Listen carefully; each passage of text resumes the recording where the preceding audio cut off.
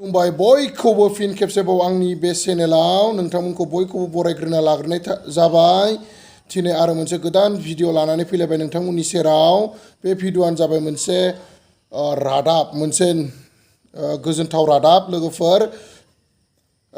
बे रादाबा जादों, बिथांमोना बयबो खोनादों जानांगौ, DID लिटिल मास्टारनि बिथां नबजित नार्जारी फंबाय, नबजित नार्जारी फंबायखौथ' बयबो मिथिगौ बा बयबो खोनाबाय थादों जानांगौ। बिनि सायावनो आं फंनैसो बाथ्रा बुंनो होननानै आवगायबोबाय। बिथां नबजित नार्जारी फंबाया DID लिटिल मास्टारनि मोसानायाव गासैबो मोसाखावरिनि गेजेराव नबजित नार्जारी फंबाया बांसिन भट मोननानै दङ। नोंथांमोना बयबो मिथिगौ नोंथांमोननि अननायाव बिसिबां भटखौ मोननानै गोजौसिनाव दङ बिथाङा।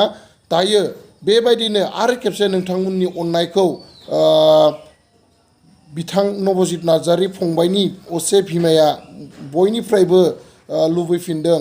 बिब्दिनो आरो खेबसेबाव नबजित नार्जारी फंबायनो भट हरनानै आरो फिन खेबसे देरहाहोबावगोनखौ नबजित नार्जारीनि असे बिमाया बयखौबो आसा खालामनानै दङ। नै रायजोफोर, माने दायो भट होनायनि समा आरो फैलायबाय। नबजित नार्जारी फंबायनो भट होनायनि समा आरो फैलायबाय। भट होनायनि समखौ बिथांमोनाथ' मिथिजोबगौ। एबार नै दिनैनिफ्राय माने 19 जुननिफ्राय 23 जुनसिम माने भट होनायनि खामानिया सोलिगोन। भट होनायनि समा जादों लोगोफोर 19 जुन दिनै एबा अर्थात रबिबारनिफ्राय मोनाबिलिनि 9 बाजिनिफ्राय 23 जुनसिम अर्थात एबा बृहस्पतिबारसिम भट होनायनि खामानिया सोलिगोन नबजित नार्जारी फंबायनो। ओंखायनो बयबो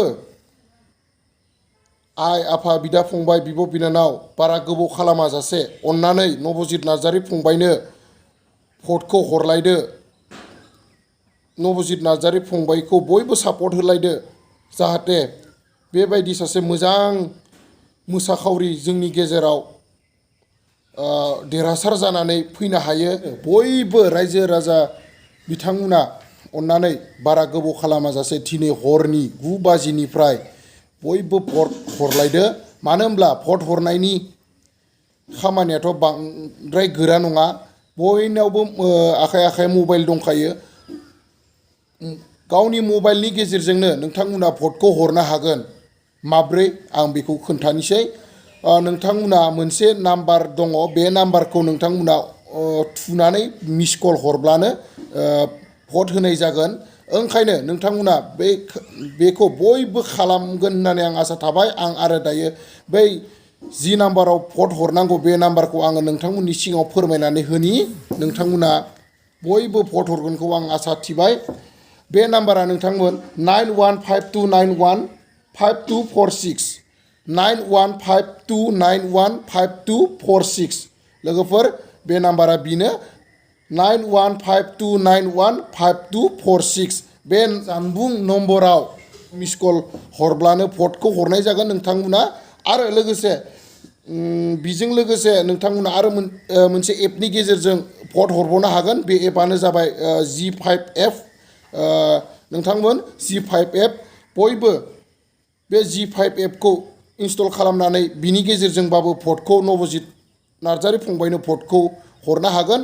ओंखायनो नोंथांमोना बारा गोबाव खालामाजासे दिनै हरनि 9 बाजिनिफ्राय भटखौ हरगोनखौ आं आसा थिबाय। बेबायदिनो नोंथांमोना नबजित नार्जारीखौ देरहाहोनायाव हेफाजाब होगोनखौ आं मिजिंथिबाय।